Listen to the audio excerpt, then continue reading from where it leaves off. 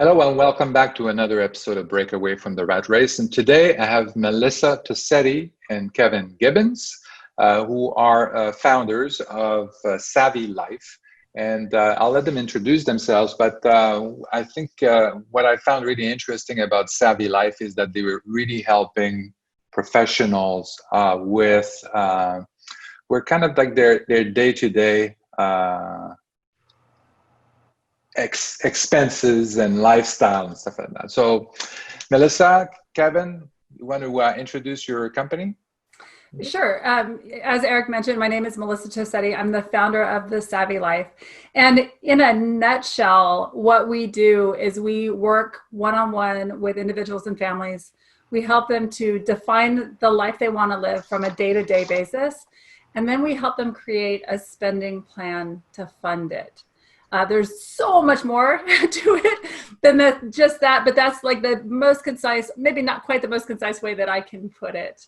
Kevin? Yeah, I agree. It's just the fact that money moves in so many different directions now that it can get very confusing and overwhelming for people to try to understand where their money's going and how to focus it to where they want it to go. And that's what we really work on with clients, is to help them figure out where they want their money to go, what they actually should be spending on, and then give them some habits so that they can do that successfully. Yeah.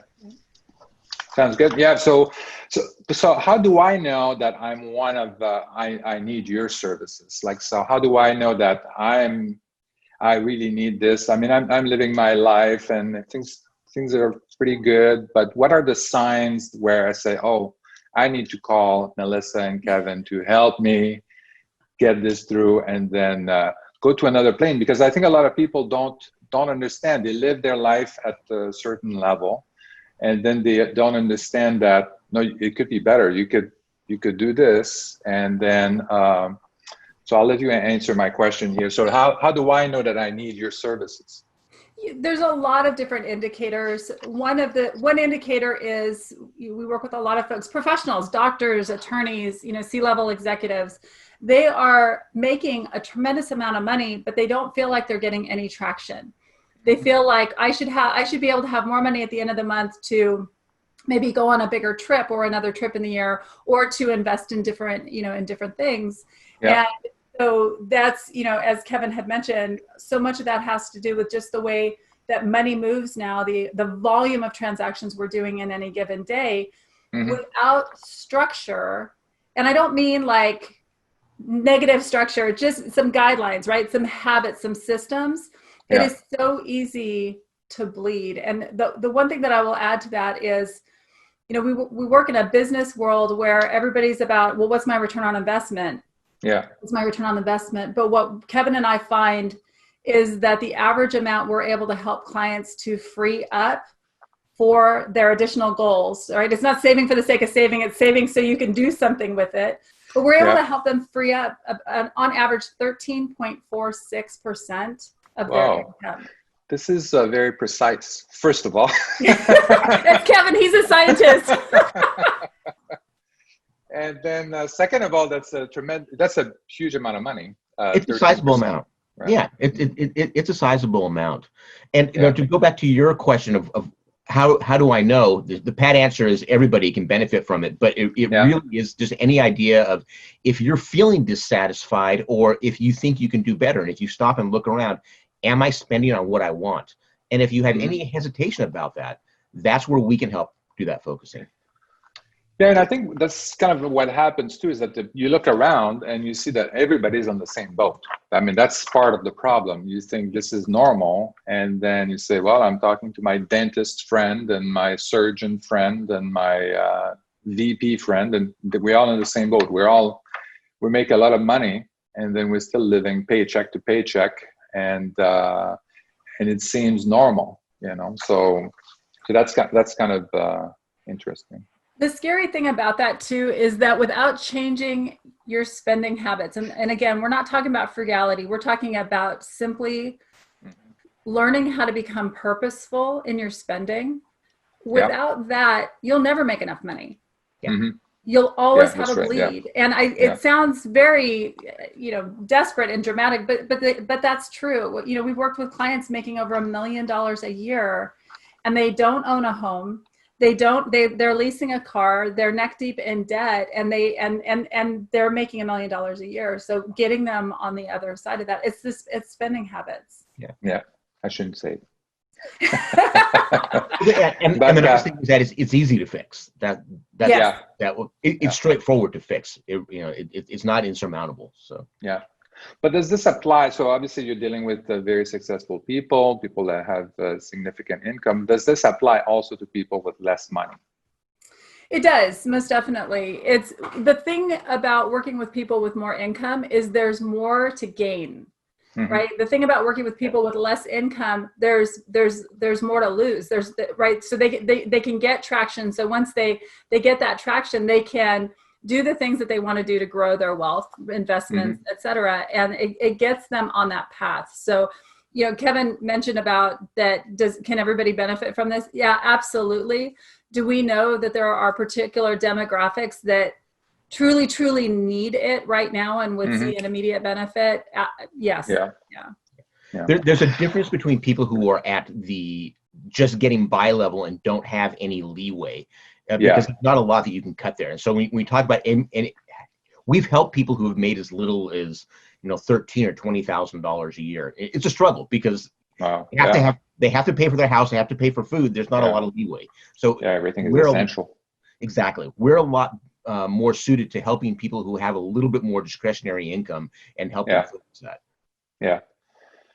Yeah, because I think, you have people that have these extravagant lifestyles and, maybe you don't need that. And so maybe for these people, like 13% is even, like if you make $1 million a year, maybe 13% is on the low side. You could save a lot. It depends. Yeah, exactly. Especially if they live my lifestyle. The idea of it too, though, is that not only are they saving money, that's great. That's a great goal to have. Yeah. But to repurpose that money towards something that they're truly going to get more value out of. But the side benefit of all of this is because they're being more purposeful, mm-hmm. where they're spending their money and where they're spending their time, they're getting more enjoyment out of it. So mm-hmm. it's not about just saving money, because that, for most people, saving money for the sake of savings, not as motivating. If it's get them on the path of the lifestyle that they want to live, which is the very first conversation we have with them, is what do you want life to look like? From everything from dining out experiences and travel to, they're spending on clothes. Yeah. And there's zero judgment. We've worked all different types of categories. It's actually quite mm-hmm. fun. Yeah. So it's not just saving money and then leaving it in the bank. It's kind of like really figure out a different purpose for these funds to, for whatever reason, to make a better life for yourself. Okay, so that sounds good. So what are some of the three main ingredients, or the three kind of elements that your program or that Savvy Life can bring in? How do you change that? How do you help these people actually repurposing this 13% or more of their savings into something that is more meaningful and that's going to bring them more enjoyment out of life? Kevin, you want to take the first? Sure, I'll go ahead and start. The first thing, as Melissa said, is what you want to do is define what the goals are. What do you want your life to look like? And we get really specific. It isn't so much of, I want to invest 15% of my take-home pay in stocks. I want to buy a house. It's more, what do you want your life to look like? And we really get into the crafting of that so that we can then turn around and say, what kind of a plan do we need to do to get that? So the first thing is, what do you want your goal to look like, your life to look like? Second is, we look at your income and expenses. Where are you right now? Where do we want to change things?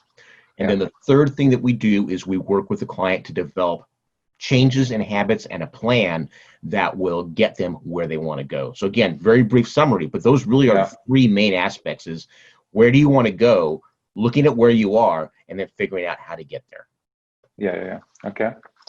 That sounds good. So but what if somebody they are doing the lifestyle that they want to have 2 or 3 Ferraris in the garage and only use one of them. And we've worked with them. If we can make the numbers work out and that's their priority, that's where they want to spend their life. Again, it's no judgments. That's Okay.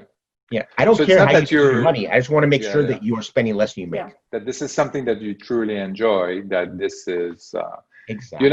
you're not proponents necessarily of frugality. You're proponents No. of, redirecting the funds to what really matters. Yeah. You're kind of like the, what's that, the Mary Kono, or what's her name? Marie Kondo. Yeah, the Mary Kondo of finances. That's exactly it. It's that idea of, Right? of sparking joy. The thing about it Sparking is joy. that I like that.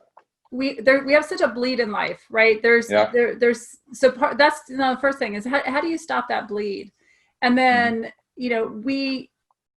there's such complications with the way that money moves without actually really sitting down and focusing and zeroing in on it and figuring out so that first meeting that we have where we're, helping them define, we're also trying to figure out why are they falling down? Why haven't they been able to achieve the goals that they have right now, and working within that. So much of what we do, the numbers are easy. You can Tetris numbers on a document, you can make the math work. Our art, if you will, is in helping clients to take and live within that plan that they've helped to design and to define. So it's one of the reasons why a lot of folks, when they're professionals, I mean, we worked with deans of universities, right? Very, very smart people. Yeah. This is chaos. Money's chaos.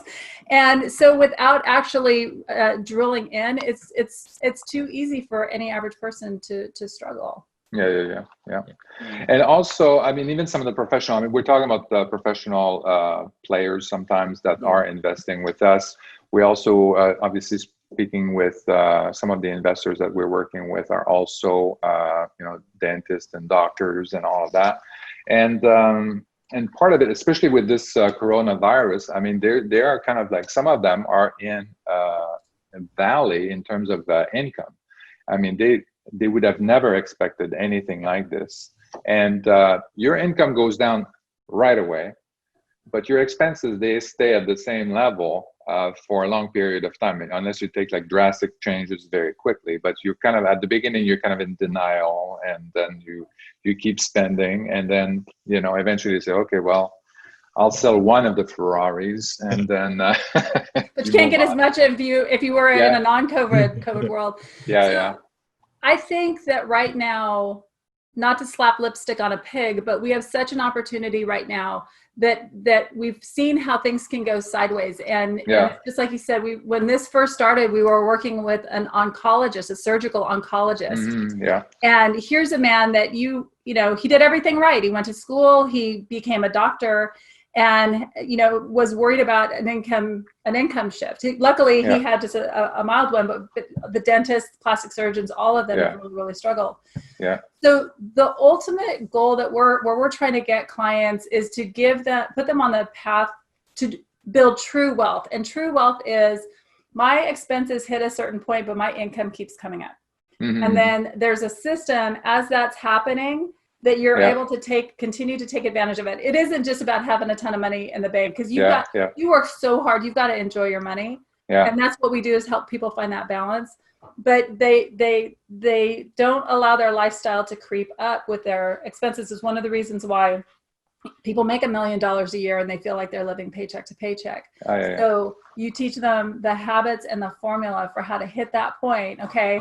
And again, still be able to enjoy their money, but doing it in a way where they're not just continuing to build bills.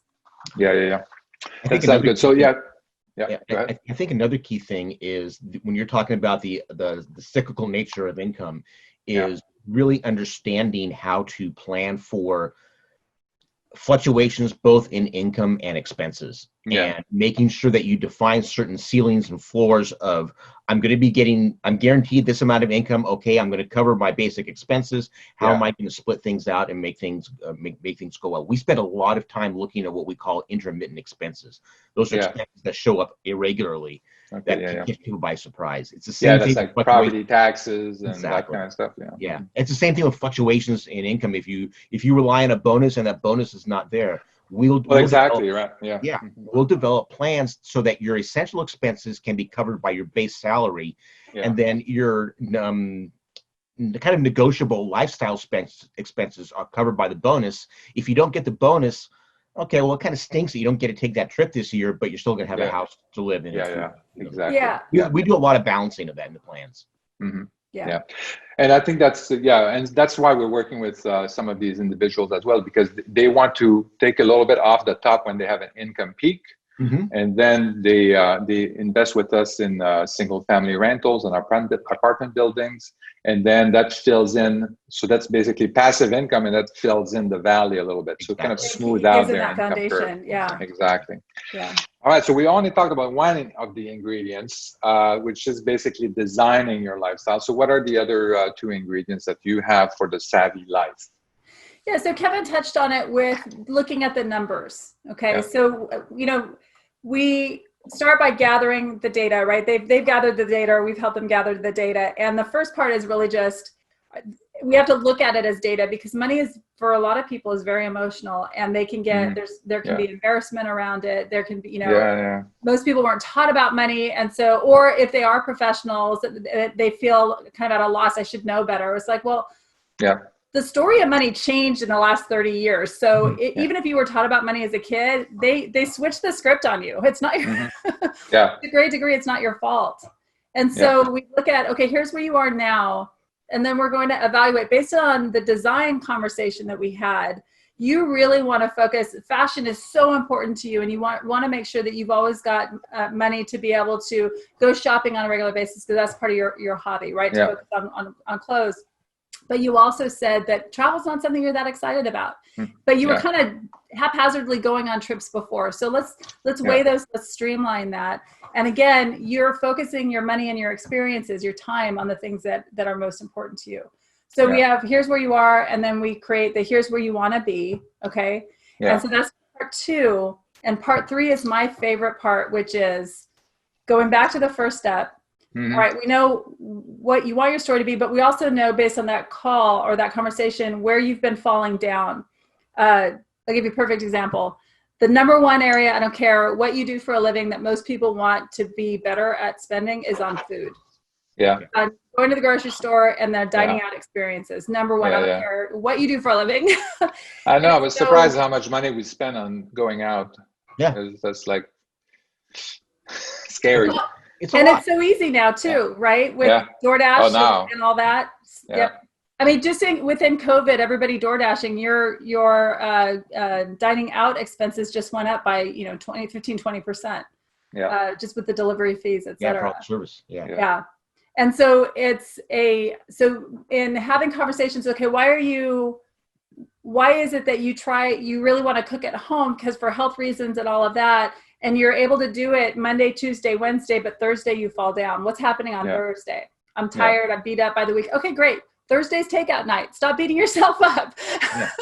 Let's plan for it. So it's a lot of that kind of stuff, or spending on Amazon Prime during their lunch hour because they're de-stressing, right? They're using it to de-stress, and evaluating how much of that are you enjoying once you get it home, or how much are you tripping over because now it's clutter. Right. And so again, it's just really looking at these different areas. So we've created the numbers. Now we're going to create for you this very short, what we call a spending report. It's a bulleted document. And it's simply like, here's what we talked about. Here's your goals. And here's the systems that we've discussed for you to go ahead and implement, any homework, and take and run with it for a month. You're just going to test drive that. And then we're going to circle back. And if everything's going great and you feel it's sustainable, you're good to go. If there's some tweaks we need to make, then we'll just continue to touch base and tweak it. Because if it is not sustainable, it was not worth the time as money for them to go through that process. And we take our success. It's like a diet. Right? It's like a diet. Very much. So, very much. And again, we get down in the details on execution, not necessarily in the minutia. So it isn't so much to keep that analogy going. It's not about counting calories, but it's about making sure that you have the good habits of, if you are going to raid the freezer for ice cream every night at midnight, what's causing that? What can we do to change that? We don't want you becoming obsessing about it, but what we do want to do is give you the tools. Kevin's comment made me remember part of the secret sauce as to what it is that we do. when we're having that very first meeting, one of the things that we do, excuse me, is that we are looking to find out, what is your carrot? What is it that either you're not doing now that you want to, right? So we're going to use that as a lead to go to get you where we want to be. We don't beat people up. People feel bad enough about their situation. It's all about getting them towards where they want to go. So it's either what they haven't been able to do or what they want to make sure that they can continue to do. They're happy to let go of other stuff if they can continue to do this one thing and feel good about it. There's something about that, going on those trips and feeling good about it. Those dining out experiences at their favorite restaurant and feeling good about it versus like, you know. How am I going to pay for this? This is going to be painful next month. So so that's in a way, I mean, this is very motivational because you kind of look at it and say, hey, you know, I'm doing more. I can maybe do more of what I really enjoy. And things that would, you know, it's not like, oh yeah, but I really enjoy. It's not like you're not telling them, oh, don't have any fries because that's bad for you. But you say, no, fries are good, but then you have to eat less of this or whatever. Exactly. That's they can broccoli. They can choose. Our big fast rule is that you can do anything that you have the money for. You cannot spend more than you make. That's really the one thing that we can't. You can't negotiate on. You have to spend less than you make, but how you spend it, that's entirely what gives you pleasure. That's up to you. So the other thing, I was reading on an article on your website about shopping or clothes shopping, and just show the listener to illustrate that you have a different way of thinking about the spending. And your recommendation was really, you should spend on clothes and stuff like that, and then but it's how you spend. Sometimes it's the timing of the spending. And so that was very, very interesting and insightful, I thought, for me, because I thought normally I would just like, I wouldn't buy very often. And then when I go, then I spend like thousands of dollars on clothes, and that does me for a while. But but you know what I mean? So maybe you want to talk a little bit about that, these kinds of choices and the timing of your spending. Yeah, just based on, you know, we've worked with over 650 individuals and families over the last 8 years in this demographic that we're talking about, and have learned a lot about just human behavior and when we're primed to make better choices than when we're not, when we spend that intention and how we feel about that after. So specifically, this article was about, you know what, we're probably going to be locked down, or at least working from home, at least through the end of this year. Should you continue to invest in your work wardrobe, or is this the time to go ahead and stop spending on clothes? And the answer was yes, no, and maybe. So the no is, look, if you've had a significant pay cut and things are really tight, not spending on clothes right now is going to be an easy thing for you to do, right? So it's an easy answer. That and maybe a couple other areas can make up that. We're seeing a lot of people that have taken about a 15% pay cut. That seems to be the average of them being able to continue to keep their jobs. But that's right. I mean, we've been seeing like even in the medical professions, I mean, doctors have had to take like a 20% pay cut. Some of the examples that I have. No elective surgery. That's exactly. So the no is if things are really, really tight right now, that's an easy answer, right? The maybe is, you know,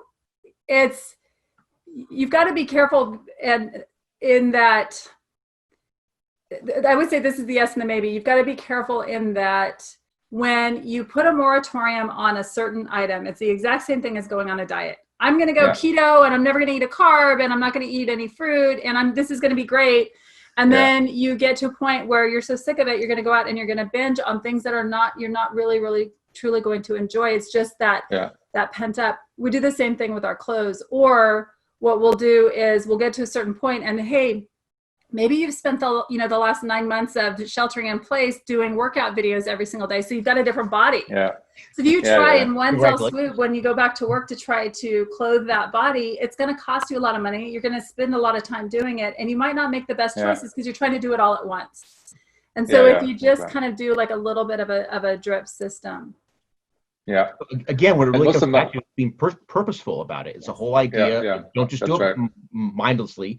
Yeah. What is your intent, and be purposeful.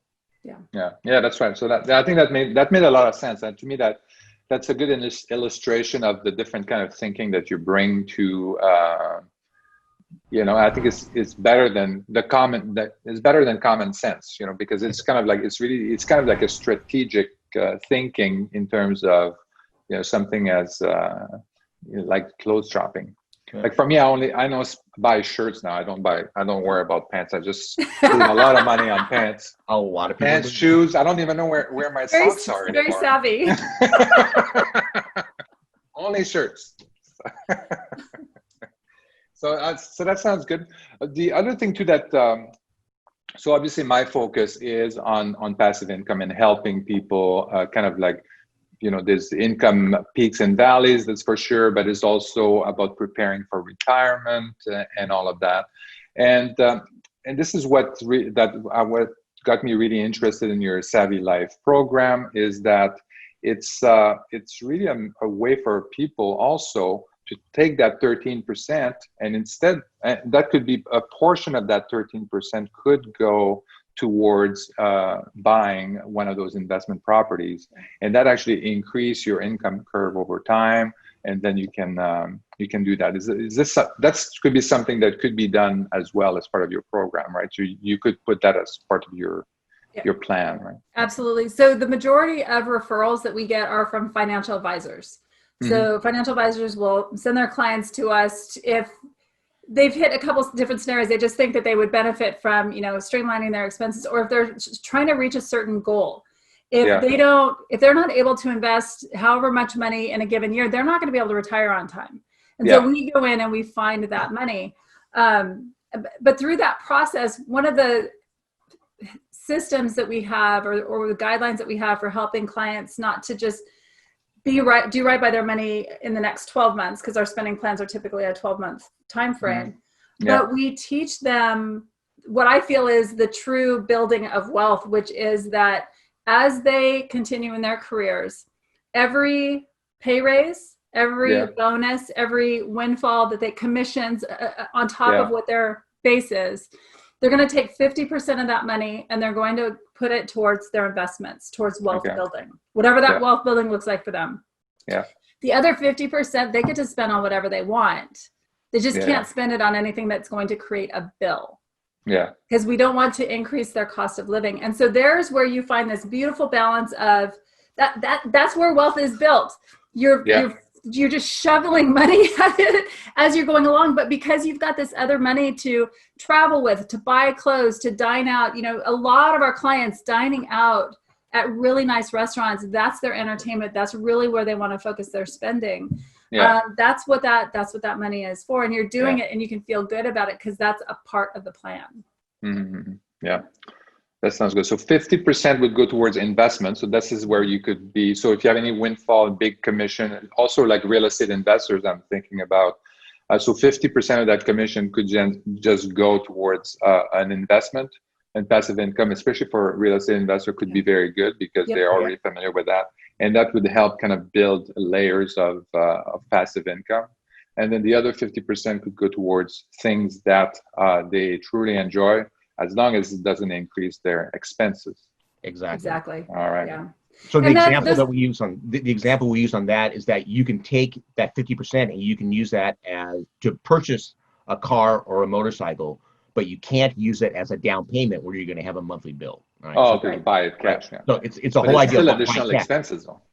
Well, there are operating expenses. You have to figure those in as well, but those are much less than finance. So that's just the whole idea of like, I don't want to have to increase my financial obligation with And that 50% number is it's a guideline. We've worked with clients that they have $1 million commission or they have $1 million business profit. They're not going to take $500,000 and just like throw that money around. That's a lot of restaurants. I don't know where they're going.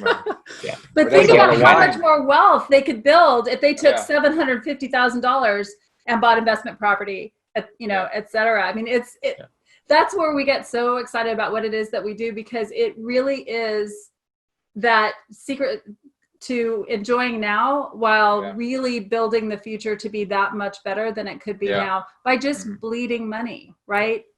Yeah. That sounds good. So yeah, part of it was like we talked about also when we're looking about tracking and executing and stuff like that. So we talked about I used to be a project manager, so I'd like to track progress. Yeah. So how do you measure that progress? Like, so yeah, maybe you can explain that.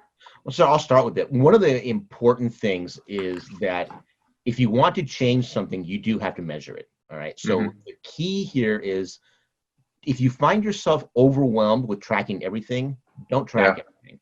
Track the things that are changing or the things that vary and the things that you want to influence. We've had some clients who are spreadsheet geeks. They track everything down to the nth degree. More power to them.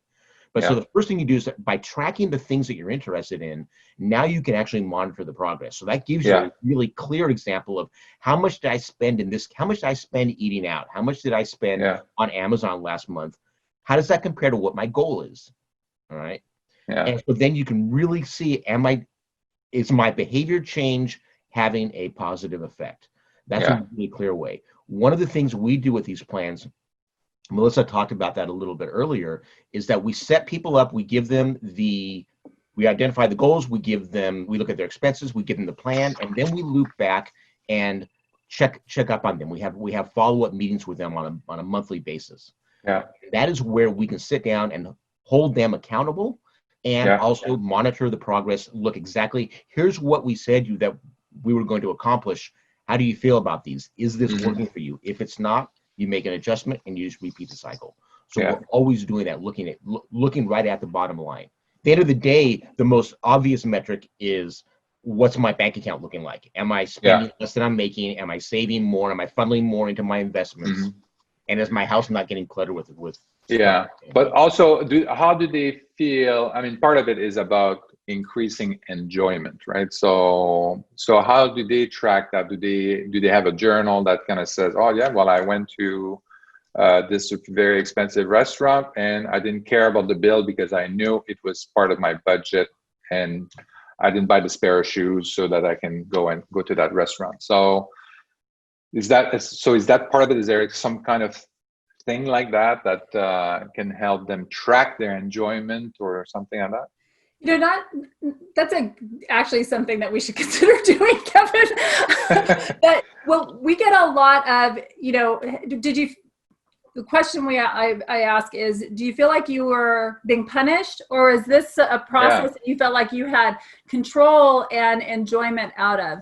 And then, it'll be years later and we still get emails from clients saying, hey, I just executed this habit and I just have to let you know I'm still doing it. My husband and I sat down on Friday and we looked at the numbers together and we killed it last week and we're primed and we're going to be able to go on this trip next week. And I just want to let you know that it's again, because everything comes back to those habits and those systems. And so, I think that's a genius idea, Kevin, and we should have them start tracking enjoyment. There's gold. We have asked them to do that. We have had some that have done some type of that, but again, one of the things that I try to be really cognizant of is some people like journaling and like tracking and other people don't. And so trying to find out the right mix. One thing you don't want to do is you don't want to make this a chore. This is something that the client has to buy into, has to be excited about, and it has to have enough effort so that they get the results they want, but not so much that they're burdened by it. So we try to be really careful. And I should add to that too, of course, based on the caliber of clients we're working with, there are clients that it would be impossible for them to track their own spending. So there's a couple of different things. They can hire a bookkeeper. Having a report sent to you every week to tell you whether you're on track or off track can save you thousands of dollars a year, absolutely paying for that bookkeeper. Others, we create systems for how they're actually buying things so that at a glance they can see I'm on track or I'm not on track for this category of expenses. So a lot of what we do is the actual cash flow. Here's how I'm paying my bills. Here's how I am spending, buying my travel purchases. Here's how I'm buying my reoccurring expenses that are automatic, et cetera. That's all a part of it. It's a behemoth of a topic and a subject. There's so much that we do. That's right. And I think you kind of hinted to the fact that you don't track everything. You just track some of the key important, like expense category and stuff. Right? For those that are resistant, that has been magic for them in making those changes, because it's something that something small they can focus on. Their mortgage isn't going to change. That's right. Finance, and that'll only happen once, or depending on interest rates. The other thing we do is that a lot of people have asked us, well, what about a lot of the canned software out there that tracks spending and tracks like that? If you want to use, our recommendation is always, if you want to use those, go ahead and do it. But you have to realize that the people who created those are trying to sell hundreds of thousands, millions of copies of these. So they make them appeal to the broadest base possible. So none of them are customized and do exactly what you want. They all do like anywhere between 50 and 80% of what you want. What we do is we create customized tracking systems for each individual client when needed. So it does exactly what the client wants. And if the client doesn't like it, we tweak it till they do. Whereas that's good. If you go to a big company, they're going to look at you and say, Eric, you're a nice guy, but, show me 10,000 other people who are interested in this and maybe I'll consider it. So that's one of the things that we do. The other thing, so what does wealth look like? We talked about wealth building. So what is wealth? What does wealth look like? And tell me. So wealth can have an appearance. You can have an appearance of wealth, right? It's the brand new car in the driveway. It's the mega mansion. But if you're leasing that car, there's no money in the bank, and you're barely able to make the rent on that house because you don't actually own it. That's not wealth. That's stress. Wealth is owning that car, owning that house, making payments on it. That's fine, but also that there's plenty of money in the account and you've got money growing for you in the process. The unfortunate thing, this idea of comparison living has been around forever. It's amplified now with social media, because now it's not just your next door neighbor that just bought the brand new car, or your coworker that's talking about their trip to Europe. It's your friends on Facebook and everybody that you're following on social media. Or that 16-year-old that makes $1 million a month and all of that. And, So I want to be careful when I say that, because it's not about not getting, we worked with a wonderful couple in McPherson, Kansas. He had 7 Corvettes.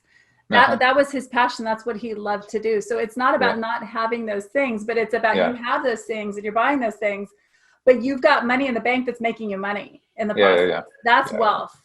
And that's where you're going to keep it too, versus what we're seeing right now. I think wealth is largely freedom, and it's that's a better answer. It's the real freedom, and it's the sensation of freedom that I can do what I want to do. I can go take that trip. I can buy that car.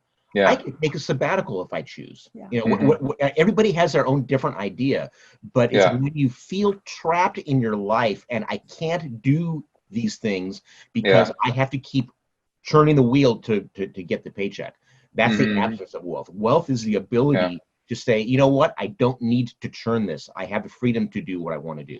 That's a pretty simple answer. That's right, and this is what we're doing also with my company with passive income. Is that you're basically with that passive income, you're basically buying your time back from. So you have to spend maybe less time working, or if you're out of work, then you still have some income coming in, and eventually you want to retire. But hopefully, as you're saving and investing for retirement, you may end up in a situation where, hey, I can retire earlier. I can retire now. And sometimes you don't need that. You don't need as much money as you think in order to do that. It's if you invest properly. Especially if you have the passive income like you're talking about. That just keeps going. And you work on keeping your cost of living down. That's right, the crucial thing, because even those people that they took pay cuts, they took pay hits, Yeah. with their cost of living down, they're not sweating it. Maybe they can't go on that vacation this year, Yeah. but they're going to keep their house. Yeah. Well, nobody can go on vacation this year. Yeah. Well, there's that. Good point.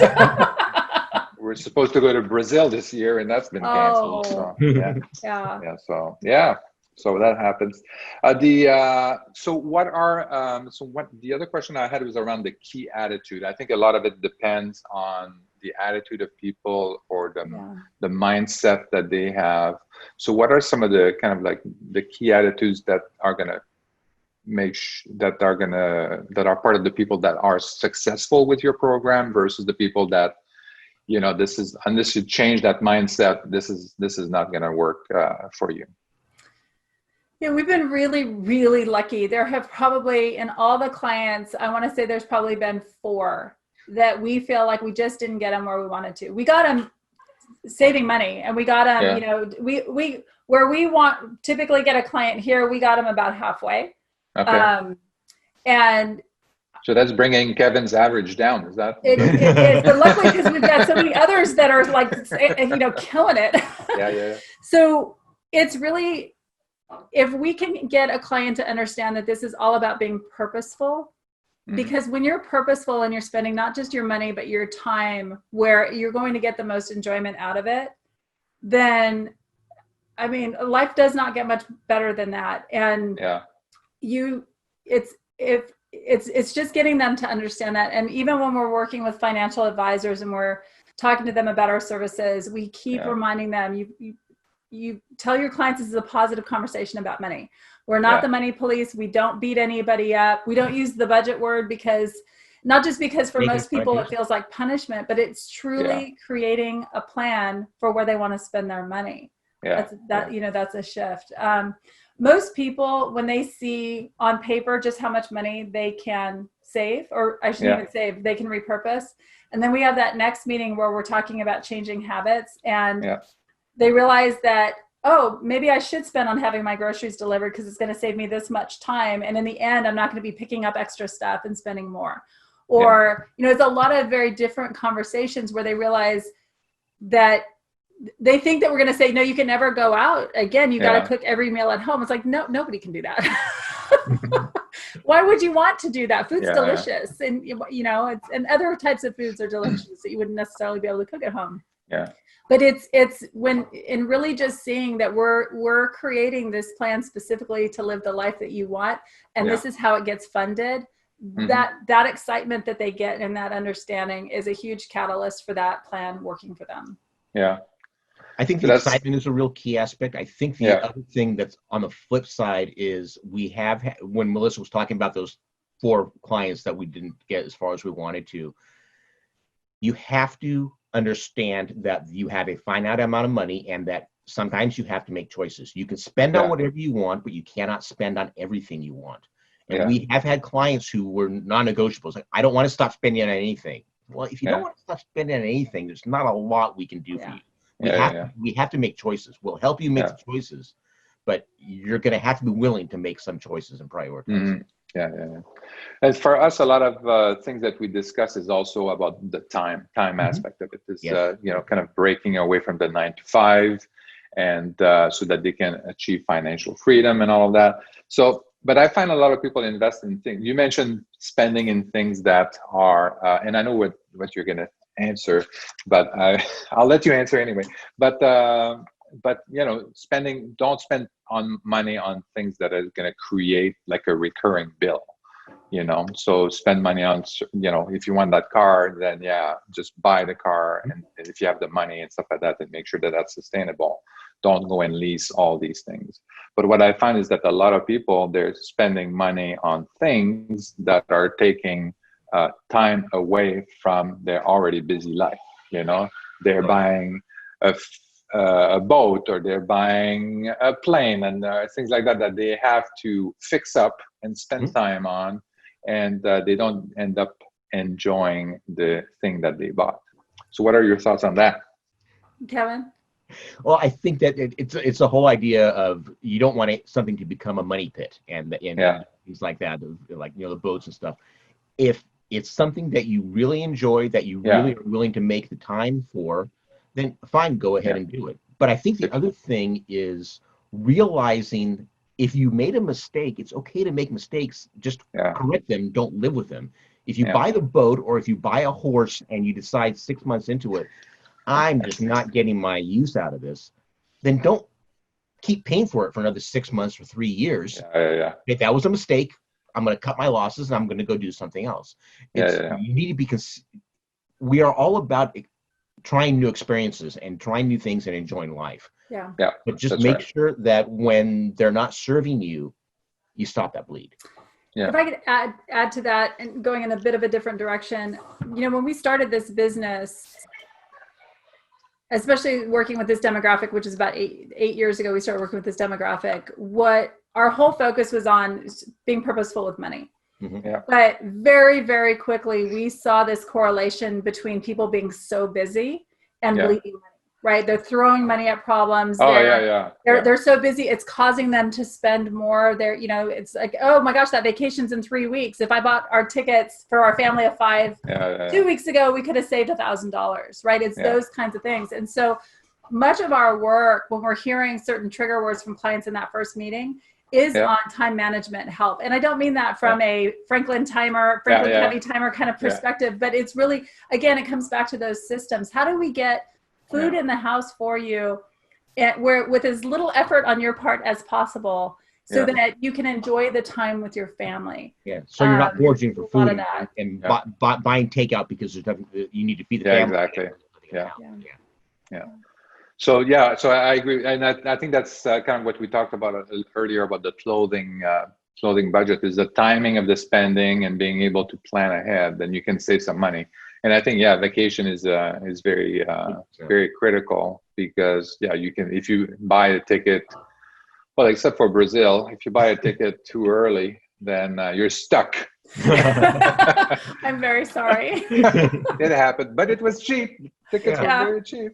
It was a quarter of the price. But but Corona happened. So that's very good. Thank you. That's very insightful. Thank you very much. Anything you want to add? Anything we haven't touched on that you think we should you want to add at this point? If I could just touch on a couple of case studies that we've had, because people remember stories, right? They resonate. One couple, that surgical oncologist. I think there's a story. I think Kevin probably has a story about a horse. I think it sounds like. But go ahead, Melissa. Well, we have a couple of those. But that surgical oncologist we were talking about, they were doing okay. Their advisor suggested that they work with us just so they could, again, feel better about, how they were spending. And quite frankly, he hired us because he wanted to get his financial advisor off his back. She kept saying, you really need to work with these folks in California. They're really great. And so he was resistant. And then we talked to him about our Bourbon and Bali categories. And what those are is that, again, we work so hard. You've got to have enjoyment, and it doesn't matter what that enjoyment is, as long as it's legal. But we have so many clients, they love bourbon, right? And that's something they want to make sure that they continue, or wine, or whatever it is. That's got to be a category on that spending plan, because that is a quality of life category, or nothing else works. And the same with Bali. Travel is super, super important to them. So we were able to create this entire spending plan for them in a COVID world and still identify $60,000 on top of all the travel they're doing, everything else, free up $60,000 for them to invest. That's, and they're doing the things that they want to do. It's just that otherwise that money would just kind of hang out, not doing them any good on a monthly basis, right? Kevin did an amazing job with this couple in Maryland. They were beyond their means, living beyond their means. They made $333,000 a year. But they're living not even paycheck to paycheck. They're overspending. And so Kevin killed it. I'll let you, Kevin, I'll let you tell that story. Oh, well, it was a case of where the couple really weren't on the same page, and it took a while to get them agreeing what they wanted and to time phase things out. We put together a 5-year plan that ended up having them at the end of 5 years, approximately $60,000 to the positive. Yeah. And more importantly, for every 5 years, they had gone from overspending to being cash flow positive every year. Yeah. So again, it's just like, okay, now they're living within their means and they're building wealth for the future. They had a lot of things that they wanted to do. They had a lot of bills they had to pay off. So it took a while it's not like they're building a huge amount of wealth right away, but 60,000 after 5 years is nothing to sneeze at. And it has them on the path to getting the things they want to get done and being very financially sound. Yeah, that sounds good. So so that brings a good point. So couples, so obviously having the couple on the same page, I think is critical. So you work with both, you work them as family or couples, whatever is needed in order for that to work out.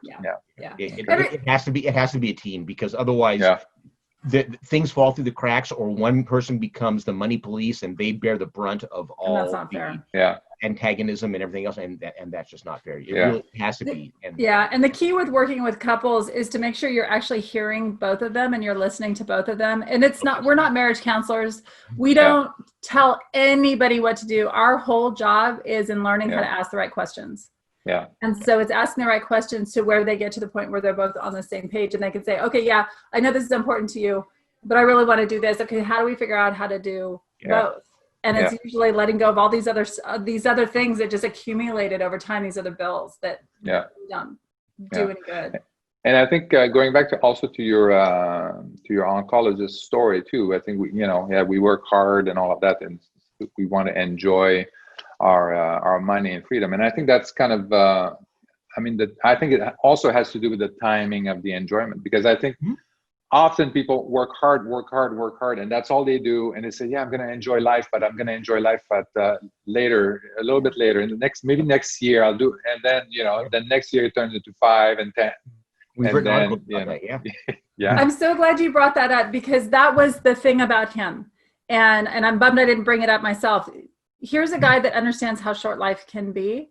And so, yes, he's trying to do right by his future self, his wife, his children. But he's going to go and buy the season tickets to his favorite, football team. He's going to take those trips with his family. But now he can do it. He even told it. He went from not wanting to work with us, resisting to working with us, to writing like a huge testimonial for us. Oh, that's good. Because now he feels good about when they go to Vegas. He's not worried about, okay, so then that might mean that we might need to kind of pull back a little bit later. It's like, well, no, and Vegas is really cheap right now. But it's another couple we worked with. I'll never forget them. They are sailors. They own a sailboat, and about 10 years ago, they were taking sailing classes. They already knew how to sail, but they were kind of taken to the next level. And they were working with this, there's other student in the class, him and his wife. He had just retired, and they were so excited, and they were learning how to sail, and he passed away unexpectedly.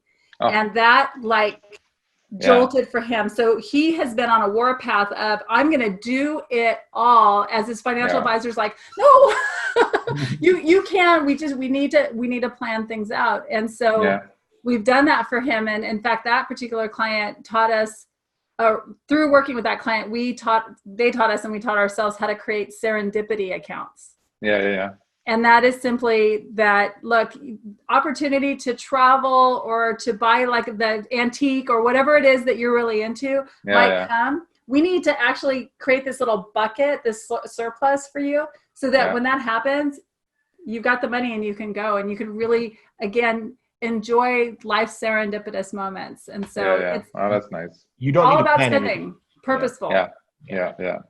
And the other thing too is that if you're working with a family as well, I mean, you want to enjoy life with your family as they're growing up. Otherwise, there's no point really. So that's it. And it sounds also, I want to point out that you work with people from all over the United States and maybe even the world. I think that's probably would apply anywhere. Do your strategies. So sounds good. Interestingly enough, our book has been published in Portuguese down in Brazil. We just got a royalty check from our publisher for our Brazilian. Well, congratulations.